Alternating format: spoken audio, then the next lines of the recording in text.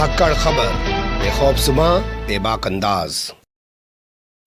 धाकड़ खबर में आपका स्वागत है। मैं आपके साथ हूं अकरम रईस खान। उत्तर प्रदेश में मनीष गुप्ता की मौत को लेकर हंगामा बरपा हुआ है। बहुत सारी राजनीतिक प्रतिक्रियाएं आप देख रहे हैं, बहुत सारे सवाल भी उठ रहे हैं पुलिस की भूमिका पर। लेकिन हम लोग जिन चीज़ों पर फोकस करने जा रहे हैं वो हैं दो मुद्दे। पहला मुद्दा ये कि उत्तर प्रदेश की कानून व्यवस्था दिनों दिन क्यों बिगड़ती जा रही है, और उसके लिए जो पुलिस जिम्मेदार है, जिसके जिम्मे है कानून व्यवस्था को बरकरार रखना, वो पुलिस इतनी बेलगाम क्यों होती जा रही है। और पुलिस की जो ये बेलगाम होने की बात है, वो जब विवेक तिवारी का लखनऊ में मर्डर कर देती है पुलिस, तभी क्यों सवाल खड़ा किया जाता है। जब मनीष गुप्ता का मर्डर कर देती है पुलिस, तभी क्यों सवाल खड़ा किया जाता है। सही तरीके से पुलिस की कार्यशैली पे हमेशा क्यों बात नहीं की जाती है।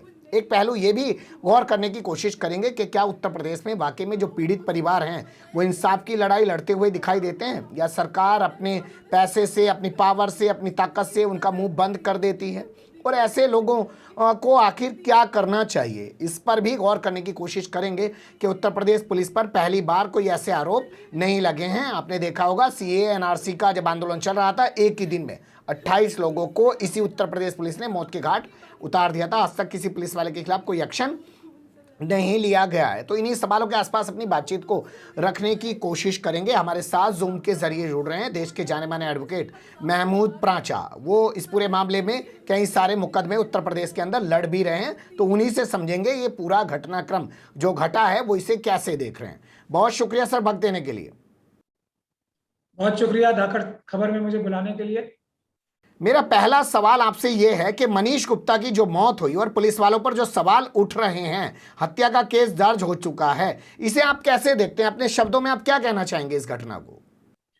मैं ये कहना चाहूंगा इस घटना के बारे में कि इस प्रकार की घटनाएं दिन ब दिन और बढ़ेंगी, मतलब बहुत ही तेजी से बढ़ रही हैं और इससे भी ज्यादा तेजी से बढ़ेंगी, क्योंकि एक जो मनुवादी व्यवस्था ने मुसलमानों की नफरत के लिए और एससी एसटी की नफरत के लिए जो एक माहौल बनाया है, और एक ये पुलिस को इस्तेमाल करने का जो एक तरीका बनाया है कि एससी एसटी और माइनॉरिटीज के ऊपर, मुसलमानों के ऊपर बिलखुसूस पुलिस के द्वारा ज्यादती करो और उसका राजनीतिक फायदा भी उठाओ।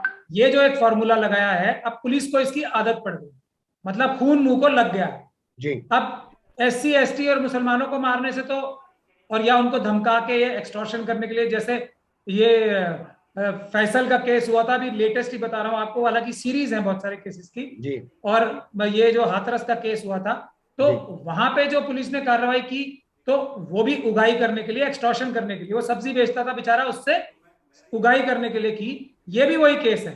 तो अब बेचारा फैसल तो मेरे ख्याल से 200, 400, 500, 1000 ही दे पाएगा, लेकिन जो मनुवादी मानसिकता के बैकग्राउंड से आते हैं वो तो करोड़ों भी दे सकते हैं ना। अब पुलिस को 500 रुपए अच्छे लगेंगे या करोड़ों रुपए एक्सटॉर्शन में मिलेंगे रिश्वत के? किसी को भी रुक के कागज पूछो, पैसे दे नहीं तो हम तुझे मारेंगे।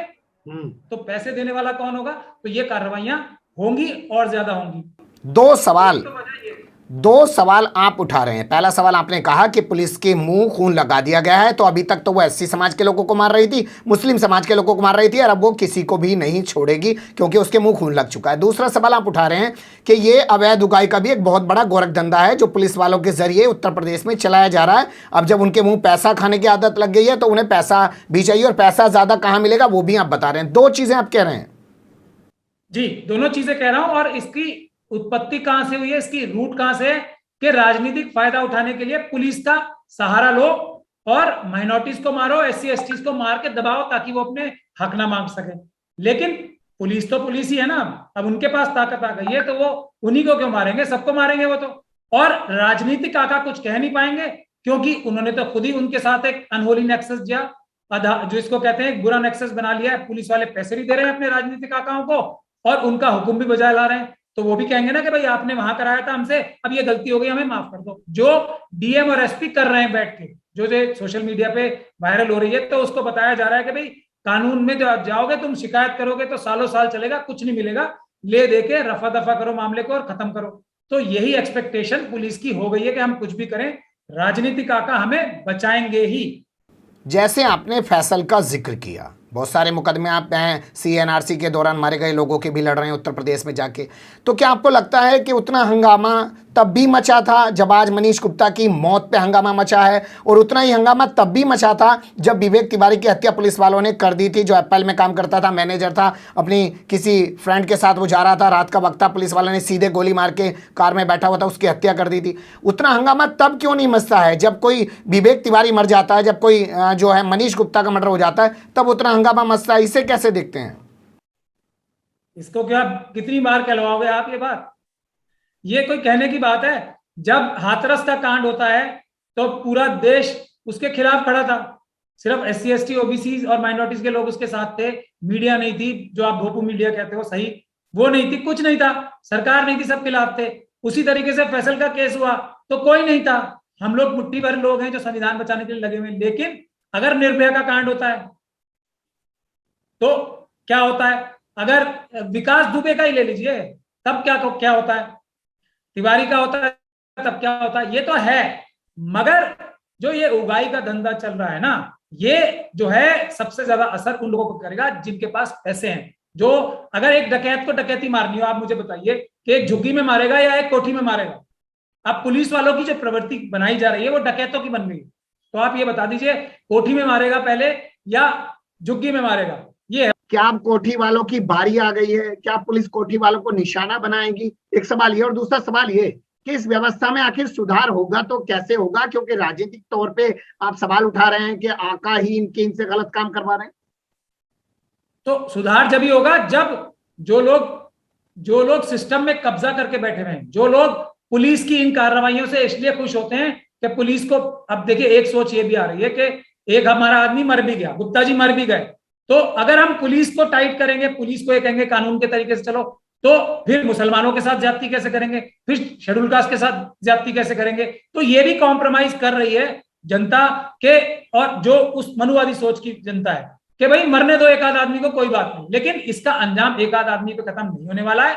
हर कोठी देख लीजिएगा, क्योंकि पैसे तो डकैतों को ज्यादा वहीं से मिलेंगे कोठियों से, तो कोठी वाले ज्यादा खतरे में आएंगे। इनको भी खुश करने के लिए कभी कभी SC ST OBC को भी मारा जाए। कहीं ऐसा तो नहीं है कि आप सारी चीजें पुलिस पे ले जा रहे हैं? जब कोई परिवार खड़ा ही नहीं रहता है, मान लीजिए मुख्यमंत्री ने ऐलान कर दिया, नौकरी दे दी, पैसा दे दिया, परिवार खामोश बैठ जाता, वो कोई पैरवी नहीं करता, तो पुलिस वालों को जो है सजा कैसे मिलेगी किसी मामले में? तो उसको आप ऐसे भी तो देखें ना कि परिवार भी कुछ नहीं करता है। महत्वपूर्ण सवाल है, बहुत महत्वपूर्ण सवाल है। देखिए, न्याय व्यवस्था, इंसाफ का दो पहलू होते हैं। एक तो जो पीड़ित परिवार है उसको न्याय दिलवाना, एक ये छोटा पहलू है। एक होता है न्याय के ऊपर लोगों का भरोसा रखना। पूरी सोसाइटी का एक डिमांड होती है कि न्याय व्यवस्था ऐसी रहे कि कोई किसी पे ऐसी हिम्मत ना करे कानून तोड़ के, खासतौर पे पुलिस और प्रशासन वाले तो ना ही करें। तो ये किसी इंडिविजुअल आदमी के कॉम्प्रोमाइज करने से कॉम्प्रोमाइज नहीं हो जाते हैं मैटर, ये समझिए आप, क्योंकि पूरे समाज का मसला है ये। तो एक परिवार को तो दबा के, धमका के, कई बार लालच देके मना लिया जाता है, लेकिन ये दुर्भाग्य की बात है कि हमारा पूरा समाज उस परिवार के साथ संवेदना इसलिए और रखनी चाहिए कि वो जिसका बाप मर गया, जिसका पति मर गया, वो ये कहता है कि मुझे इस पे कार्रवाई नहीं करनी है या कम कार्रवाई करनी है। उन लोगों को फांसी नहीं दिलवानी जिन्होंने ये काम किया 6 के 6 इस केस में जैसे हुआ, और उन लोगों को जो DM और SSP बैठ के ये कह रहे थे कि आप मामला रफा दफा करो और इसमें कानूनी कार्रवाई में तो सालों साल लग जाएंगे।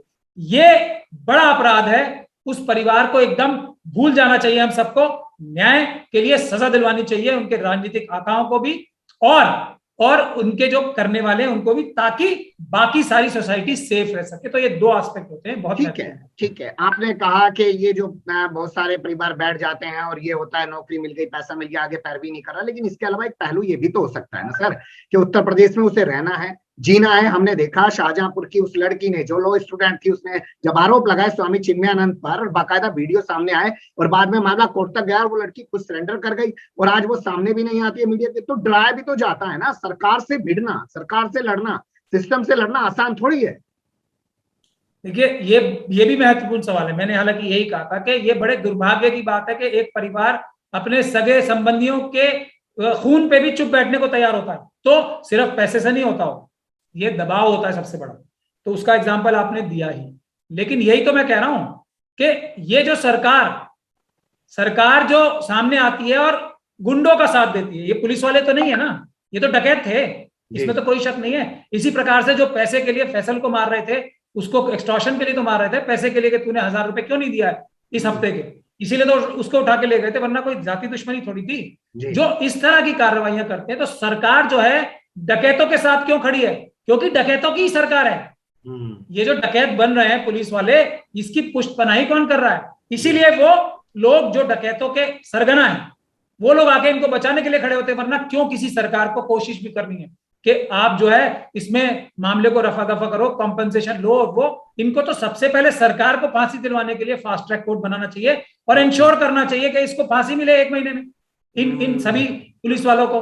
क्यों नहीं करती? क्योंकि दोनों में नेक्सस है, साफ नेक्सस है, इससे ये साफ जाहिर होता है। बिल्कुल सही आपने कहा कि ठीक है, पीड़ित परिवार अगर डर भी रहा है, मान लीजिए वो पैरवी नहीं कर पा रहा है, उसके पास ना साधन है ना पैसा है, लेकिन सरकार को तो एग्जाम्पल सेट करना चाहिए, फास्ट ट्रैक कोर्ट बना देनी चाहिए, 1 महीने के अंदर ऐसे लोगों को फांसी पर लटका देना चाहिए। लेकिन सरकार उनकी पुष्टपनाही कर रही है, और आपने जो शब्द इस्तेमाल किया कि पुलिस ही ऐसे डकैत पाल रही है और इनसे डकैती करवा रही है, ये भी काफी महत्वपूर्ण लाइन है। बहुत शुक्रिया, आपने वक्त दिया। फिर आपसे किसी और मुद्दे पे जुड़ेंगे। धन्यवाद।